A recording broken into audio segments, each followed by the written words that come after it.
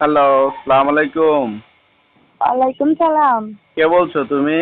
আমি নদী বলছি, নদী বলতেছো? কোন জায়গায় থেকে বলতেছো তুমি? কুমিল্লা থেকে। কুমিল্লা থেকে। বয়স কত তোমার? ৮০ চলতেছে। বিয়ে হয়েছে তোমার? না, বিয়ে হয় নাই। যে ছবিটা তুমি পাঠাইছো, এই ছবিটা কি তোমার? জি, ওইটা আমার ছবি। ফ্যামিলিতে তোমার আপনজন বলতে আর কে কে আছে? আমি আছি, আমার আম্মু, আমার আব্বু, আমার ছোট একটা ভাই।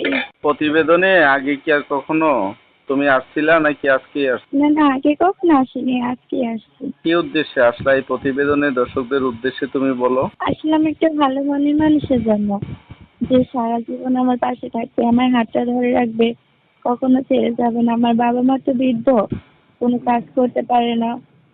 আর তাছাড়া আমি চাই একটা, যে এমন একটা হৃদয়বান ব্যক্তি যে আমার পাশে দাঁড়াবে, আমাকে বিয়ে করবে, লাইফ পার্টনার বানাবে, এর জন্যই।